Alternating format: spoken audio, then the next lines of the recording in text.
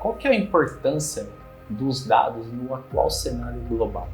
E o que são esses cristais bidimensionais e por que eles são importantes? Elton, mostra pra gente rapidinho o paper que vocês publicaram e a pesquisa que vocês utilizaram. Esse cargo mais citado, o que faz um especialista em inteligência artificial e aprendizado de máquina. Nesse meio de grande quantidade de dados, como eu garanto a privacidade das pessoas?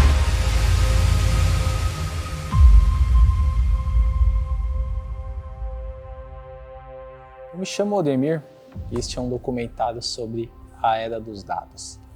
E vocês já pararam para notar que esse carinha aqui é o maior gerador de dados da nossa sociedade? Inclusive, deixa eu avisar minha mulher que eu vou atrasar para a janta. Espera aí. Oi, Mayara, vou atrasar para a janta. Fica brava não, tá? E com um simples clique, a gente gera dados e a nossa sociedade gera isso absurdamente. Mas aqui eu quero levantar alguns pontos que me chamam a atenção. Como esses dados são armazenados? Como que eles são tratados? Como minha privacidade está segura? E mais do que isso, como os dados estão revolucionando os negócios? E nessa pesquisa eu vou entrevistar pessoas especialistas no assunto para a gente discutir sobre os dados. Então, seja muito bem-vindo ao documentário A Era dos Dados.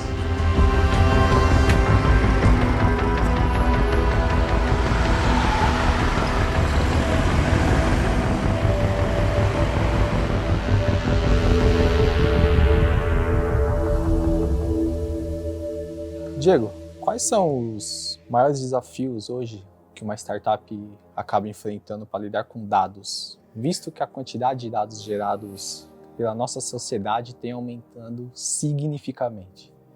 Pelo menos no nosso caso, acho que é o problema talvez mais clássico, que é o que fazer com eles. O maior desafio é o que fazer com todos esses dados que são gerados e o que fazer com eles num formato escalável. O que eu quero dizer com isso?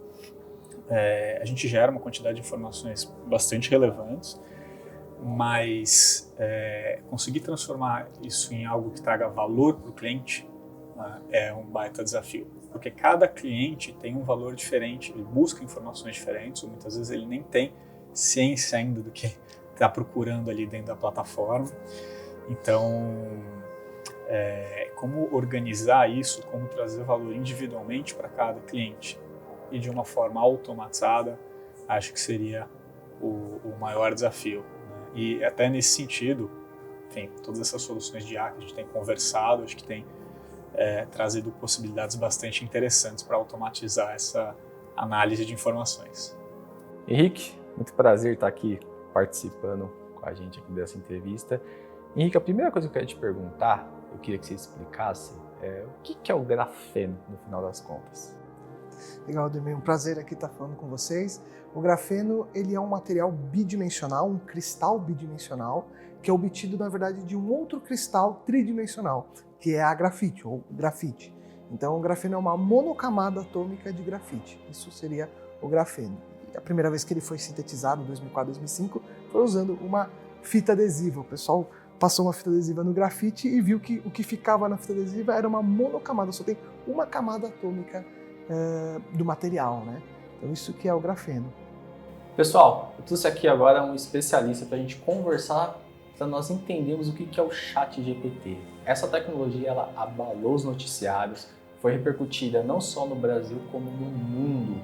E surgiu muitas questões filosóficas sobre a introdução do ChatGPT dentro da nossa sociedade, desde da área acadêmica, desde a área empresarial, até da pessoal, onde as pessoas interagem com o ChatGPT para resolver questões muito interpessoal. E eu convidei aqui um especialista para falar sobre isso, que é o João Gabriel.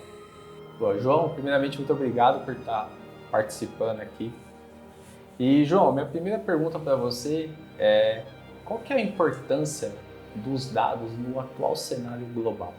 Então, Ademir, muito obrigado pelo convite, é um prazer estar aqui com você, batendo esse papo e vamos falar sobre a importância dos dados, né? Cara, no cenário global atual, né, os dados eles são de extrema importância, atuando como um recurso vital que impulsiona a tomada de decisões, né, a inovação e a previsão. A transformação digital que nós presenciamos nas últimas décadas fez com que produzíssemos uma quantidade sem precedentes de dados, né? Desde informações pessoais e transações comerciais até publicações em redes sociais, dados científicos, né? Os dados eles são o combustível que alimenta a economia digital, permitindo que empresas e organizações de todos os tamanhos superarem, né, desafios de maneira eficaz e eficiente, né? Com os dados, as empresas conseguem identificar padrões e otimizar processos, melhorar a qualidade com a comunicação com os clientes, né? Além disso, os dados eles estão desempenhando um papel cada vez mais importante na resolução de desafios globais, como a mudança climática e a pandemia de Covid-19, né? A análise de grandes conjuntos de dados, ela pode nos ajudar a entender melhor esses problemas e prever o impacto e desenvolver soluções eficazes, né? Os dados, eles também estão no coração da inteligência artificial e no aprendizado de máquina, né? Os algoritmos de IA, eles dependem de grandes volumes de dados para treinamento, né? E permite que eles aprendam e melhorem com o tempo, né? E graças a essa capacidade de aprender com os dados, a IA ela pode realizar uma ampla gama de atividades, né? Desde reconhecimento de voz, tradução automática, diagnósticos médicos e até a condução autônoma de automóveis, né? No entanto, o poder dos dados ele vem com grandes responsabilidades, né? Questões de segurança e ética estão cada vez mais no foco. E a gente tem que equilibrar os benefícios da exploração dos dados, né, com a necessidade de proteger os direitos de liberdades individuais e garantir que os dados sejam coletados e armazenados e usados de maneira ética e responsável, né? E esse é um dos principais desafios que nós enfrentamos na era digital. Portanto, a importância dos dados no cenário atual não pode ser subestimado, né? Eles são um recurso vital que impulsiona o progresso e a inovação, ao mesmo tempo que apresenta desafios significativos que devem ser enfrentados com responsabilidade e cuidado. Lucas, eu vi uma notícia, na verdade foi um estudo do Fórum Econômico Mundial, que ele trouxe um estudo mostrando as 10 profissões que têm maior potencial de crescimento nos próximos 5, 6 anos. E o que me chamou a atenção nessa pesquisa é que, assim, essa parte de dados foi totalmente notória dentro do estudo. E muitas das profissões são da área de dados.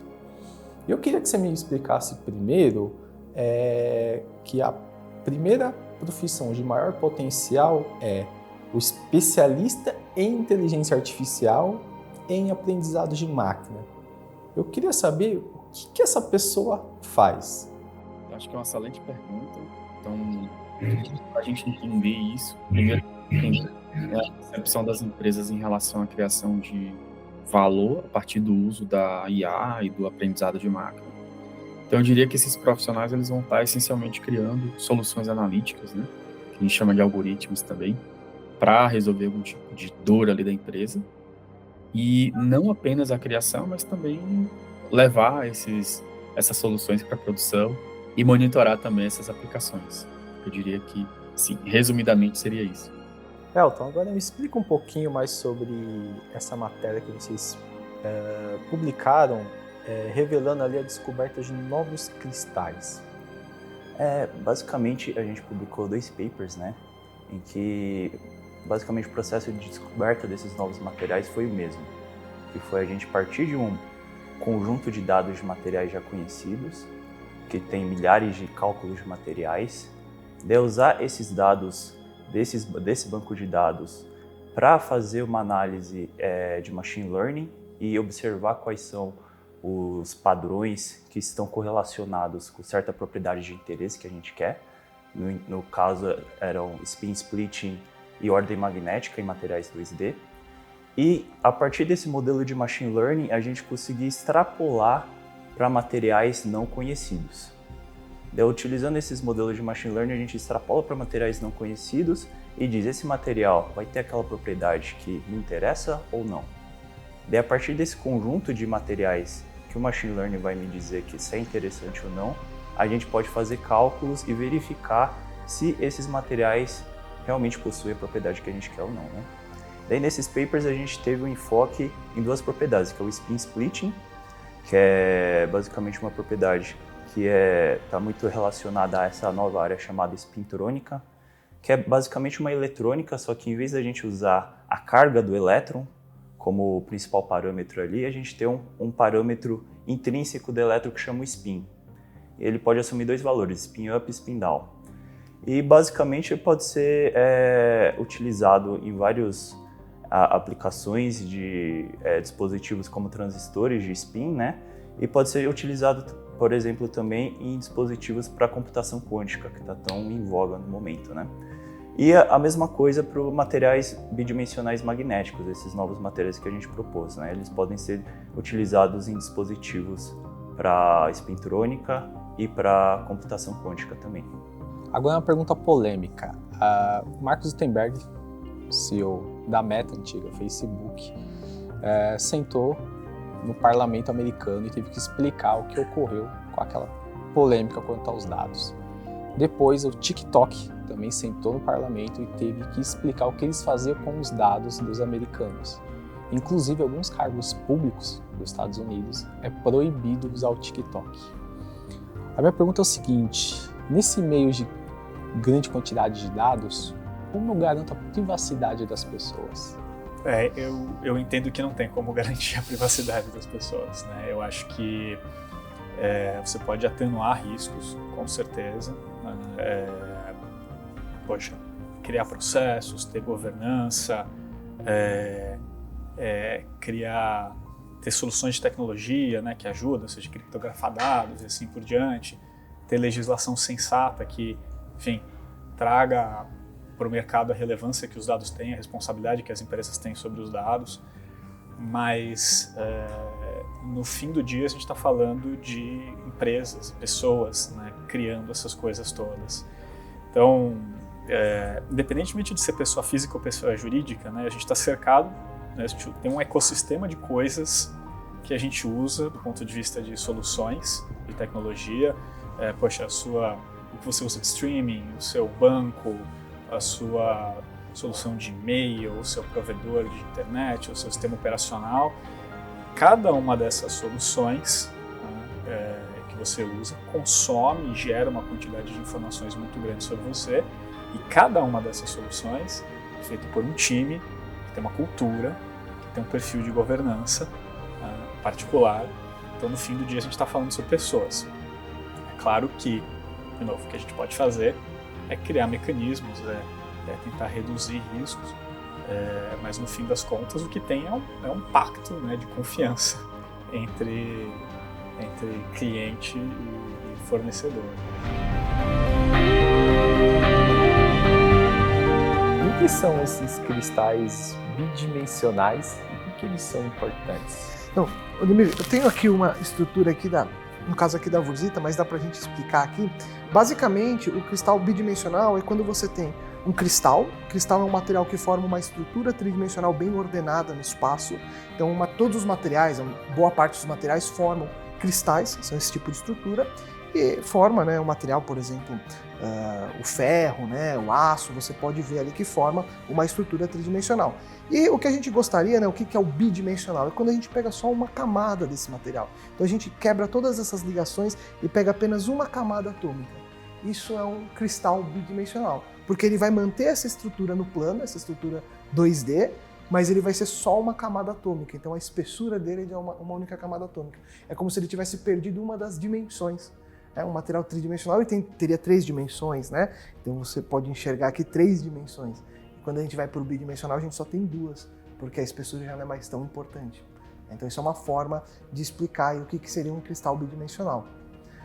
A importância deles são várias, né? Desde o fato de, ao ficar bidimensional, você muda as propriedades desse material, então as propriedades, por exemplo, eletrônicas mudam, então você consegue ter transporte eletrônico diferente, você consegue ter propriedades elétricas diferentes, propriedades magnéticas diferentes, isso tem aplicações em dispositivos, então hoje a gente pode falar um dispositivo eletrônico, um dispositivo de espintrônica, um dispositivo que de alguma forma você pode empilhar essas monocamadas, né? Então essas camadas bidimensionais de diferentes cristais para obter uma resposta diferente. A gente fala de heterojunções. Então você empilha isso para formar um dispositivo eletrônico, um semicondutor, um transistor, coisas do tipo.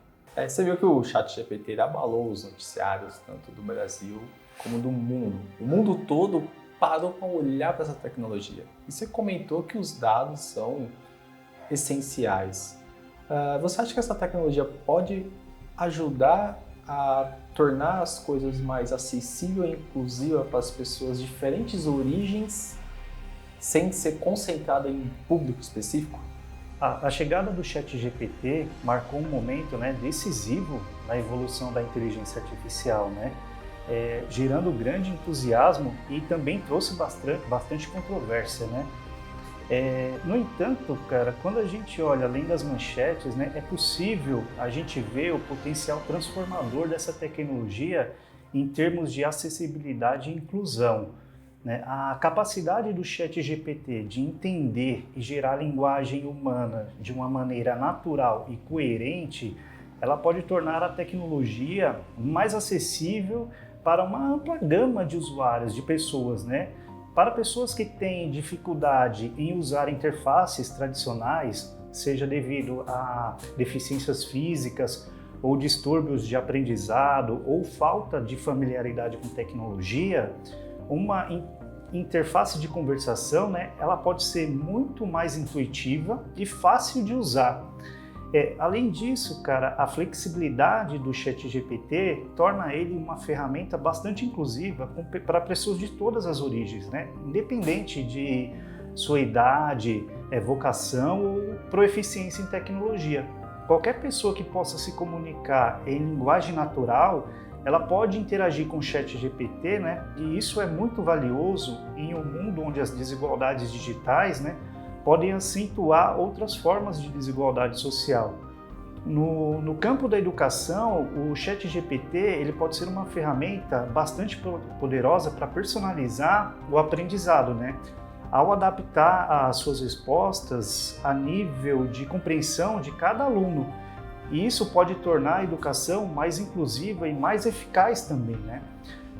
Mas é bom a gente lembrar que a acessibilidade e a inclusão não são apenas questões de tecnologia. Para que o ChatGPT e outras tecnologias de IA realmente beneficiem todos, eu acho que é fundamental que sejam projetados e implementados com uma atenção cuidadosa à diversidade e à equidade, né? Isso significa que a gente tem que considerar uma gama diversificada de necessidades e experiências de usuários no desenvolvimento do produto, né? E garantir que a IA ela seja treinada em dados que representem a população global, né? A gente precisa também abordar as preocupações éticas que surgem com a IA avançada, como o ChatGPT, né? As questões como a privacidade dos dados, a transparência dos algoritmos e o potencial de abuso precisa ser cuidadosamente gerenciado nesse caso. Também é crucial a gente garantir que a IA não reforce os preconceitos existentes, né? Mas ao invés disso, trabalhe para destruir esses conceitos, né? Apesar das controvérsias, eu acredito firmemente sim no potencial do ChatGPT para tornar a tecnologia mais acessível e mais inclusiva. Mas não por causa disso a gente tem que ignorar situações legítimas e preocupações legítimas de questões que eu mencionei anteriormente. Então a gente precisa trabalhar junto para a gente criar tecnologias que beneficiem a todos e não apenas alguma parte da população. Dentro da pesquisa tem uma outra citação muito forte que é o uso do Big Data. E aqui eu tenho duas perguntas. Primeiro, o que é Big Data ou Big Data e o que faz um especialista em Big Data. Maravilha. Então, respondendo a última pergunta, né, que é o que é Big Data, então, assim, resumidamente, não vou falar de todos os vezes, né, que o pessoal geralmente costuma utilizar para definir o que é Big Data, mas, assim, falando de questões principais, né, então eu diria que quando a gente fala de Big Data, a gente precisa falar de quantidade, né, o volume de dados que a gente vai ter, então é um volume muito significativo. Então, vamos pensar, por exemplo, a quantidade de vídeos que estão agora sendo subidos ali na plataforma do Twitter, a quantidade de tweets, né, que a gente tem um mês, dentre várias outras coisas. Então, a gente fala assim, a gente começa falando de gigabytes, daqui a pouco a gente está falando de petabytes, né? Então, a escala, né, a quantidade, o volume de linhas, né, é muito significativo. Outro ponto também é a velocidade desses dados, né, ou seja, a velocidade de processamento e a velocidade em que a gente vai acumular, a gente vai, por exemplo, apendar esses dados numa tabela, né? E aí, isso também é uma questão muito importante quando a gente fala de como a indústria ela precisa resolver alguns problemas que, às vezes, por exemplo, a gente precisa do uso, né, do processamento desses dados, talvez em tempo real. Por exemplo, um problema de detecção de fraude, um problema que a gente tem que, por exemplo, analisar algum dado médico, ou outro dado sensível, assim, de modo geral. E outro ponto também que eu colocaria é a variedade dos dados. Então, hoje a gente fala não apenas dos dados estruturados, né, ou seja, estrutura tabular, como a gente conhece às vezes, mas também de texto, de imagem, de áudio, de vídeo. Então, eu diria um pouco disso. E assim, a gente tem vários outras características, né, outras definições, outros Vs aí para definir o que é Big Data. E aí, falando assim desse profissional, então eu acredito que esse profissional ele vai estar muito ali focado em provisionar toda essa estrutura, toda essa arquitetura, né, todo esse ambiente também cloud. Então, acho que orquestrar também pipelines, né, levar essas soluções analíticas para resolver e agregar valor para o negócio.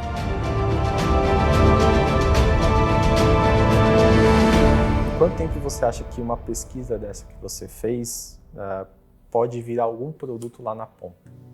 Então, né, como o Henrique já falou, tradicionalmente se tem esse processo edsoniano, né, que é de tentativa e erro, onde a gente, vou testar o material aqui, vou ver se ele dá a propriedade que a gente está interessado.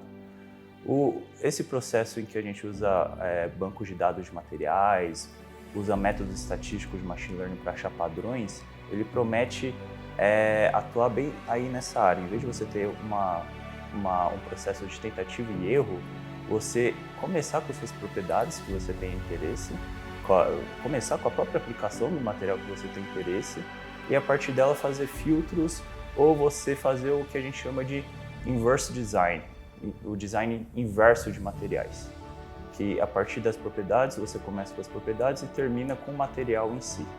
Você faz o design do material. Inteligência artificial, você acredita que ela veio para ser nossa aliada ou uma substituidora de empregos? Acho que ambos, né? Acho que as duas coisas vão acontecer e acho que não tem muito como escapar, né? Eu acho que ela é aliada do ponto de vista, claro, de assim, ajudar a produtividade, simplificar processos. É uma coisa super interessante. Eu acho que a inteligência artificial, nesses cenários que a gente tem conversado, vai empoderar muito startups e pequenas empresas, pequenos empreendedores que vão conseguir fazer muita coisa com muito menos recurso. Então, coisas novas e muito interessantes vão surgir. Eu acho que isso, com certeza, vai ser um baita aliado desses novos negócios que vão surgir. Mas, ao mesmo tempo, como outras tecnologias que vieram antes, né, vão criar novas carreiras inteiras e vão acabar com carreiras inteiras também. Né? Se a gente pegar um pouco de experiências anteriores, com viradas de tecnologia como essa, é algo que não tem muito como frear no entendimento. Abri o ChatGPT aqui, João, para a gente entender um pouco melhor como funciona essa tecnologia, né? Eu estou muito curioso aqui de usar ele, e a primeira pergunta que eu quero fazer, se você me dá licença aqui, por que eu deveria acreditar em você? vamos ver o que ele vai me responder. Então, e ele traz assim, ó, como modelo de linguagem, minha principal função é fornecer respostas relevantes e precisas às perguntas que são feitas com base no meu conhecimento e treinamento de várias fontes de dados e informação. Então, estou entendendo que ele usa, que ele comentou, muitos dados para ele conseguir responder as minhas perguntas, né? E ele ainda complementa, né? No entanto, como um modelo de linguagem, eu não tenho crenças, opiniões ou motivações pessoais e não sou capaz de mentir ou enganar. É diferente do ser humano, né? Ele se comporta realmente como uma máquina. Com base no treinamento dele também, né? Mas lembrando que o ChatGPT, né, Odemir, isso só é possível graças àquela primeira pergunta que você me fez, que são os dados. Exato, os dados são O coração dele aqui, né? do ChatGPT e da inteligência artificial. Exato. Eu tenho uma outra pergunta para ele. Você é uma máquina?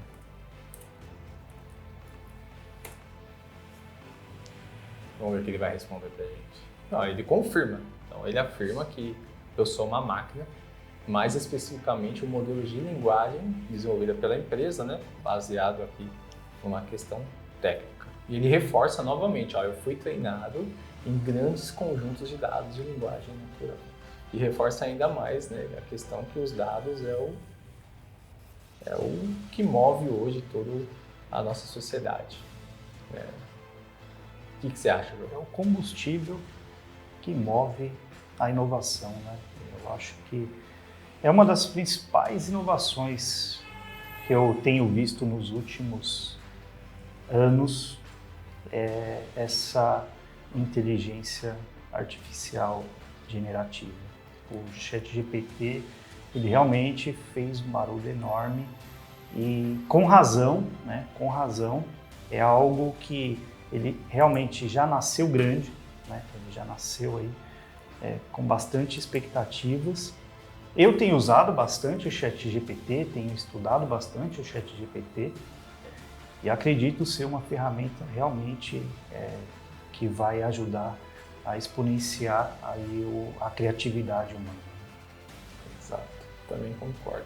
Ele coloca aqui, ó, se você concorda, que ele não é capaz de mentir ou enganar e ele não tem crenças ou opiniões, né? Eu vou colocar aqui o seguinte, você acha que um modelo de sociedade socialista seria a melhor forma? Vamos ver o que ele vai... Só deixar eu ajustar a palavra que eu escrevi errado. Ele diz que não expressa opinião. Eu estou curioso. E ele reforça novamente, né? Como modelo de linguagem, ele não possui crenças ou opinião. Que o objetivo dele é fornecer informações úteis e precisas com base de dados e fatos objetivos, né? E ele dá um complemento, que existem muitos fatores ou valores que envolvem aqui toda uma sociedade. Concorda com ele? Eu acredito que ele foi bem político, né? Ele realmente não expressou opinião, deixou bem em aberto, ficou em cima do muro, né? Ficou em cima do muro aí. Eu acho que para o que se espera da resposta, nós não enviesamos a pergunta, né? Então, se você forçar um pouquinho, provavelmente você vai conseguir ter a sua resposta aí do que mais te convém, né? Então, nesse contexto inicial, para a pergunta principal que você fez, eu acredito que ele foi bem político, bem razoável na resposta dele. Bem coerente, né? Certo. E também acho que, assim, como inteligência artificial, ele não deve expressar uma opinião sobre um ponto, né? Então, ele tem que ficar ali em cima do muro e responder o fato científico, né? A opinião é indiferente no caso. Tem que ser baseado em dados, né? Uma ferramenta que é baseada em dados, ela tem que responder baseada em dados. É isso que a gente espera. Quer fazer uma? Eu vou perguntar aqui para o ChatGPT qual a melhor estrutura para uma pessoa conseguir uma oportunidade de emprego com o ChatGPT. Isso é interessante.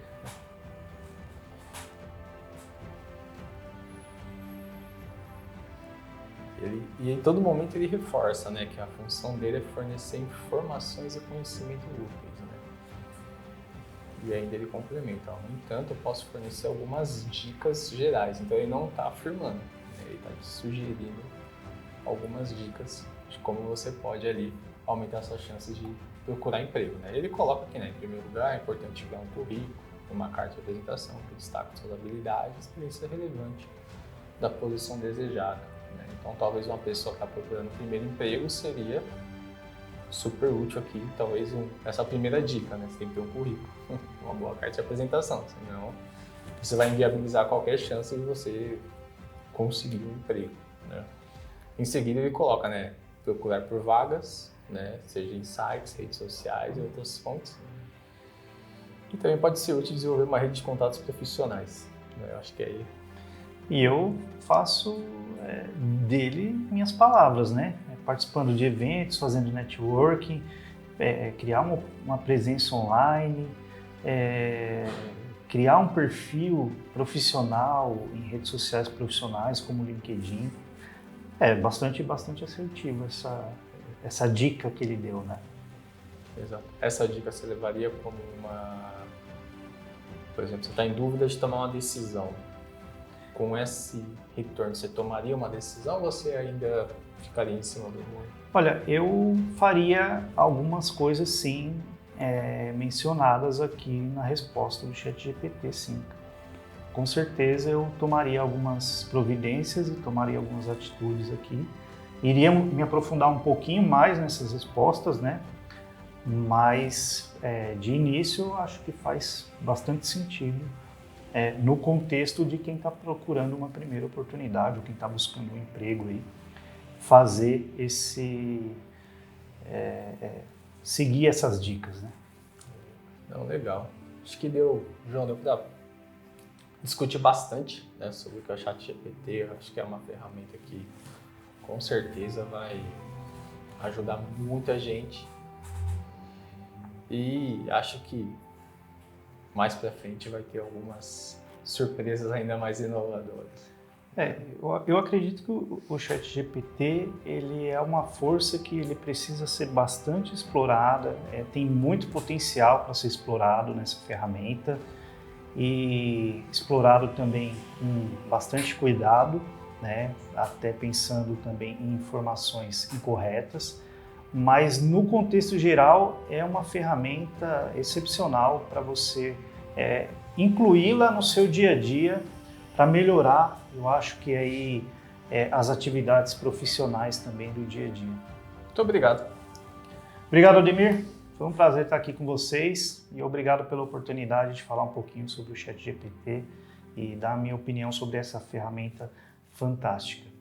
Legal, Lucas. Entendi esse alvoroço de dados, né, que é publicado aí nas redes sociais, né? Realmente tem uma quantidade muito significativa de informação. Indo um pouquinho para algumas notícias de mercado, surgiu agora as IAs generativas, né? Um exemplo é o ChatGPT, mas também surgiu outras soluções. Você pode falar um pouquinho para a gente o que seria essas IAs generativas? Então, em primeiro lugar, acho que isso está muito conectado com a pergunta anterior, né, do que é Big Data, ou Big Data, né, que a gente vai utilizar ali, né, uma quantidade massiva de dados para treinar um IA, e a partir desse treinamento, a gente consegue, por exemplo, obter uma solução ali, né, uma inteligência artificial, que pode gerar imagem, que pode gerar texto, que pode gerar código também, que às vezes a gente pode utilizar também para a compreensão de um determinado contexto, né? Então, tem muitas aplicações hoje, a quantidade de IA generativa só cresce a cada dia. Inicialmente, a gente começou ali com o ChatGPT, né? Ou seja, ChatGPT dominando a cena, mas hoje a gente tem várias, inclusive também, do que eu tenho visto, existe também uma discussão ali da gente ter um IA, né, para aplicar em alguns contextos de dados, né? Então, por exemplo, um IA que consegue entender uma tabela, consegue calcular um indicador de negócio, né? E aí basta que a gente faça uma pergunta para essa IA que ela vai conseguir ter o contexto do dado, do negócio, dos indicadores. E aí, né, óbvio que fica também um pouco a questão da validação, né, para validar sempre e homologar esses resultados. Então, eu diria que é isso. Então, são soluções que a gente pode gerar texto, imagem, áudio e várias outras coisas.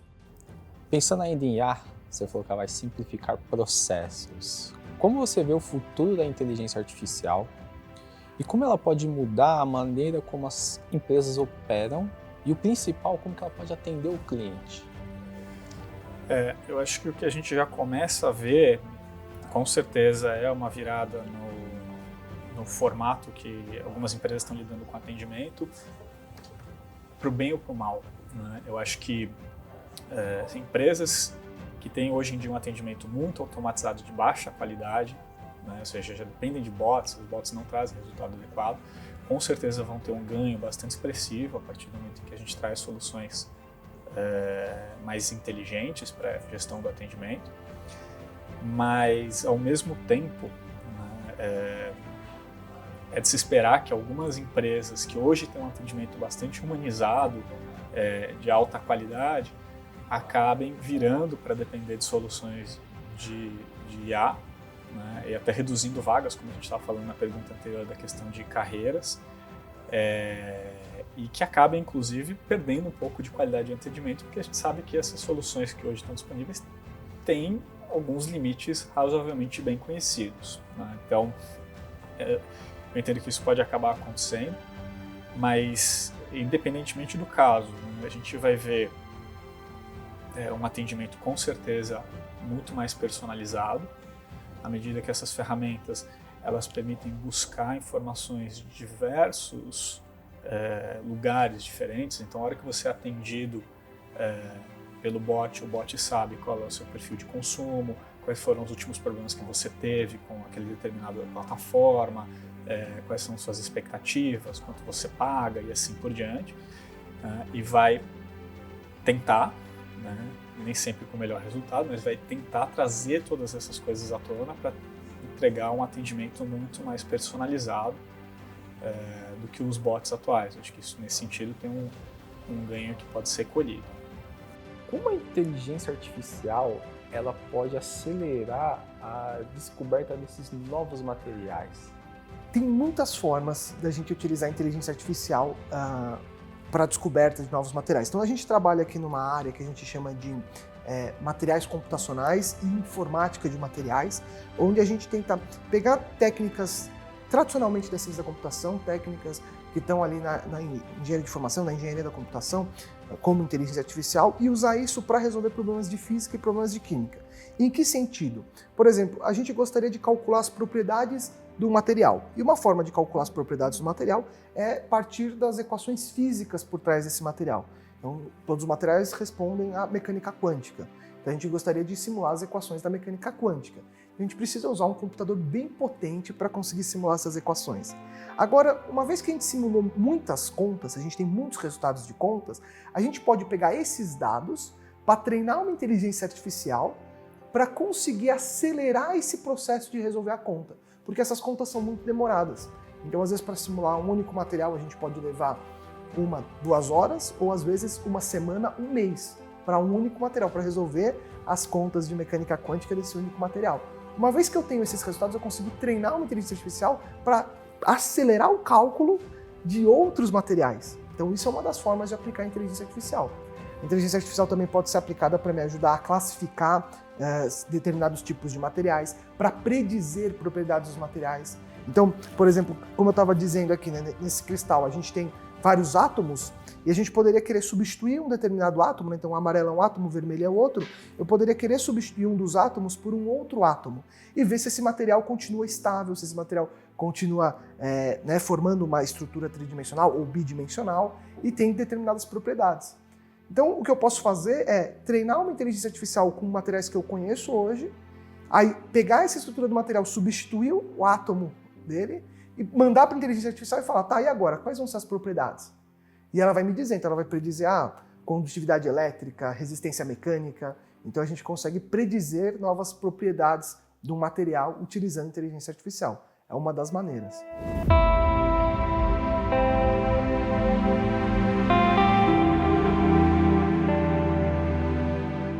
Elton, mostra pra gente rapidinho o paper que vocês publicaram e a pesquisa que vocês utilizaram. Certo. Bom, a gente tem 2 papers, né, publicados propondo novos materiais bidimensionais. Tem esse aqui da Scientific Data, que é um paper da Nature, em que a gente faz essa análise e que a gente discutiu de um banco de dados com vários materiais bidimensionais, né, e a gente tenta achar atributos físicos desses materiais que estão correlacionados com a propriedade spin splitting, que é uma propriedade muito importante na área da spintrônica, né? E basicamente a gente acha fatores estruturais da estrutura cristalina do material e de composição, que elementos da tabela periódica estão presentes ali que ajudam o material a ter aquele spin splitting maior, né? Que é a nossa propriedade de interesse. Daí, essas aqui são as estruturas que a gente achou que estão correlacionadas com a propriedade de interesse da gente, né? E aqui a gente tem os elementos que estão correlacionados com a propriedade de interesse. E a partir desses dados a gente consegue extrapolar para novos materiais. E foi basicamente o mesmo processo, só que utilizando uma metodologia um pouquinho diferente, que a gente utilizou nesse trabalho aqui que foi publicado na Apply Materials Interfaces, que a gente utilizou Machine Learning para estudar magnetismo em materiais 2D, né? O que leva o material 2D a ser magnético ou não. Daí a gente fez essa análise também de composição e de estrutura desses materiais 2D magnéticos e a gente perguntou para o modelo que elementos da tabela periódica, se eu colocar em um material, vai ajudar ele ser amagnético ou não.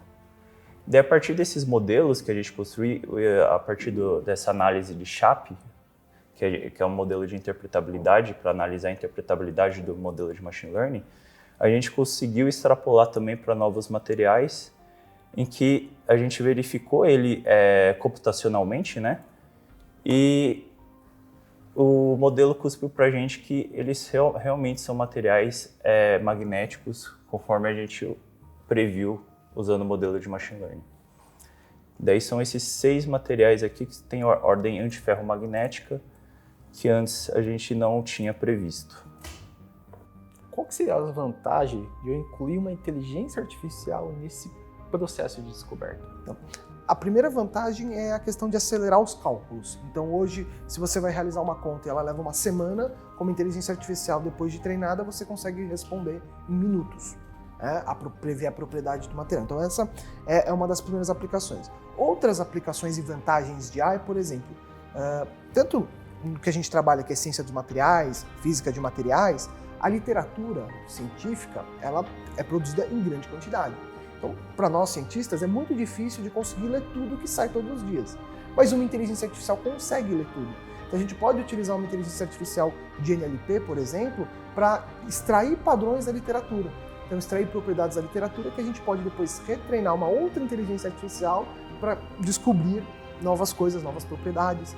Então, por exemplo, eu acabei de propor um novo material. Fiz as contas e aí utilizei uma inteligência artificial para acelerar minhas contas. Agora eu quero descobrir uma rota de síntese desse material. Então isso é difícil, porque eu tenho que ir para o laboratório e no laboratório é meio tentativa e erro. Como é que a gente pode utilizar a inteligência artificial para ter uma vantagem nisso? A gente pode utilizar a inteligência artificial para minerar os textos da literatura, procurando uma relação entre rota de síntese e um material conhecido e extrapolar essa relação para esse novo material que a gente está propondo. Então a gente consegue, classificar uma rota de síntese desse novo material que a gente está propondo aqui computacionalmente.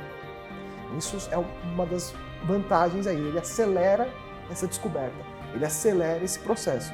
E ao acelerar ele também reduz custos, né? Porque fazer uma ciência que a gente chama assim, uma abordagem como o Edison, né?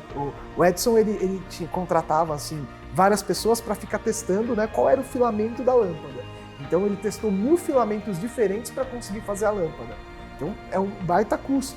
Agora a gente pode usar o computador para fazer essas simulações, fazer esses cálculos, usar a inteligência artificial para guiar essa simulação, guiar essas contas para não ficar só naquela questão de força bruta, né, de você ter essa heurística, e aí você reduz o custo, tanto de tempo quanto de dinheiro gasto para fazer esses testes, né, esses testes que são necessários. E para finalizar, estamos vivendo a era dos dados? Entendo que sim, né? Acho que a gente está no fim da infância dela, pelo menos. Pelo que eu entendo, né? A gente começou aprendendo a coletar dados de uma forma mais volumosa, né? O Big Data, olhar para isso com um aspecto de tecnologia, gerar grandes massas de dados. Acho que esse foi um primeiro momento. Depois a gente aprendeu sobre como processar esses dados de uma forma melhor, como tirar conclusões, como inferir coisas, né? Ferramentas de visualização de dados, enfim, esse foi o segundo momento, o que fazer com esse monte de dados. E eu acho que a gente está, até atrelado ao tema que a gente está discutindo aqui, numa terceira etapa, que é a gente está aprendendo a fazer perguntas melhores sobre esses dados, né? Então, não basta só ter os dados, é saber que perguntas fazer. E eu acho que o que é muito interessante é que essas perguntas, elas passam a não ser feitas por pessoas, elas passam a ser feitas por software, né? Então, software analisar os dados, levantar hipóteses e gerar conclusões com base nesses dados. Então, Diego, primeiramente muito obrigado por ter participado, tá? E a gente se vê por aí, cara. Obrigado pelo convite.